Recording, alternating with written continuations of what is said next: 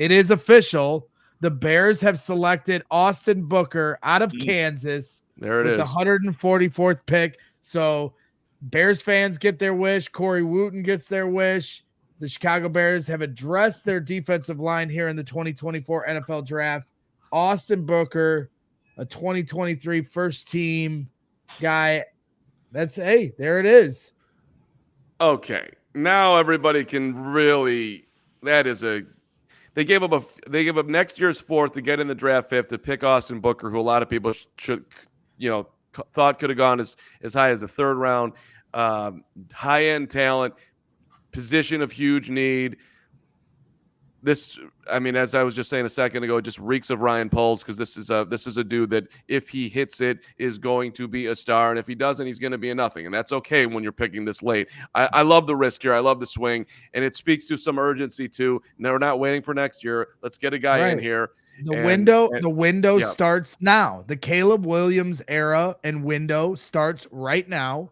So a 4th round pick next year sure is valuable, but it's even more valuable this year because now they can all develop on the same timeline. Nick, you and Adam have been doing a great job putting together the Bears 100 list. He was 61st on our Bears 100 draft guide that was available to diehards exclusively, and we get him at 144. Your thoughts? Yeah, he was also a guy that I got to see up close at the Senior Bowl. Had I would say an underrated day there, because there were a lot of good pass rushers that were kind of doing their thing in Mobile. But also too, we know that Ryan Poles has like a type with his players, wants them to be super athletic, super lengthy.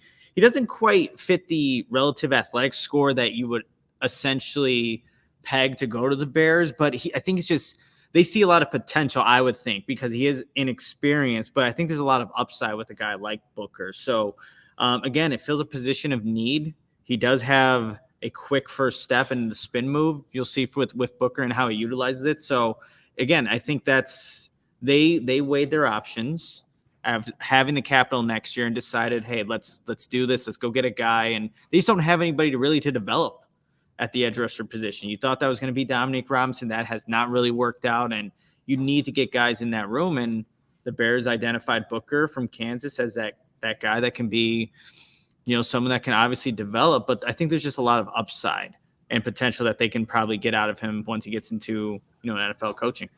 Minnesota didn't like him or didn't know what they had. He had a total of 23 snaps there with in 2 years with the Gophers. Transfers to Kansas, and then goes out. He led the Jayhawks in sacks. He led them in tackles. He led them in tackles for loss. Forced fumbles too. Flus loves guys who can take the ball away. Again, high end talent here. Ascending player as Dane Brugler puts it in his B's, ascending player with the ability to maximize athletic traits and body length force with proper biomechanics. With his tools and instincts, he projects as a rotational player in year 1 with potential to become an impact starter. A lot of the guys that Poles takes, their projection all ends with that. Rotational, has the chance to get there. So, look, Bears you can't be drafting for need, ever. We're not a Super Bowl champion. The Bears won 7 games last year. However, the Bears really needed to add some talent into the room at edge. It was light, to say the least. So I love this move by Ryan. I think this is fantastic. You're giving up a 4th round pick. Okay. He had a 3rd round grade. He's sitting there. You have a huge need. I get it. Yep, we had him ranked 61st. Dane Brugler had him ranked 78th.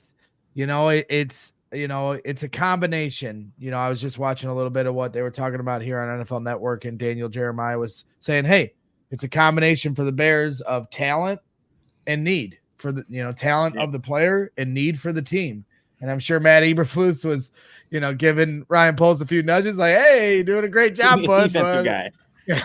If I get a little help here, give me a little help here. And I still don't think they're done addressing the defensive line. Maybe not in the draft. We'll have to see what the undrafted free agent market looks like. If I had to guess, they're probably done at this point, trading back into this draft. But you got undrafted free agents, which the Bears have done well in, like I've talked about a few times here today. and you still have the veteran free agent market, which is always evolving. You have players available. Yannick Ngakoue is still available, and maybe at a cheaper price than you even had him last year, depending on, if Ryan Poles wants to go that route again. And there's familiarity there, so why not just continue to keep that, bolster that depth, get more veterans in here that'll plug and play until you hold over to next year where you have a first-round pick and 2 second-round picks. This team's ready to compete right now. They just drafted 3 players that are day one starters in Caleb Williams, Roma Dunze, and Torrey Taylor. And then they drafted 2 developmental guys that could have high-end potential, in the 3rd round, and now trading back up here today in the 5th round. So Ryan Poles just continues to impress me in the way that he's building this roster, from the ground up, brick by brick, baby. All right, you guys, I got to head out of here. I got to Zoom to go probably talk with Booker in a few seconds into the Scouts. So see you guys later. See you, Nick. Great job, brother. Thanks for being here, man. Great job. Great job. Moreano getting it done out at Hallis, getting it done up in Detroit, getting it done with a lot going on behind the scenes. Our guy. And look, last night, I'm not trying to compare Austin Booker to Hassan Reddick. But I am. He's on my mind because Woot brought him up last night, and Booker's a guy that's not. He ain't running you over. He's crafty. He's going to use his speed and his instincts and to get to the quarterback to make plays. So it's a big I think a very calculated, wise, worthy risk. Yeah, Aaron Wilson reporting. It's just a 2025 4th-round pick to make this move. I think given the upside of Austin Booker here, I think that's just such a great move. I mean, this really caps off for me. It's an A+ draft. Right. Football CF Candy here with a super chat saying, Daniel Jeremiah, quote, steal the draft. I love this pick. If he could add weight to his build with the elite footwork, you could see him being the next Max Crosby. That's super tall. Doesn't get much bigger than that. And to your point about, getting that, just swapping a 4th-round pick, Steven, you also still have the potential of the Justin Fields trade. That's a 6th-round pick, which could become a 4th-round pick. So you do still have an opportunity to get back into the 4th round. And obviously Ryan Poles isn't afraid to make moves to get back in there if need be next year. But you don't worry about tomorrow's problems. You address today. And as I said, the window is open now. The Caleb Williams era has begun.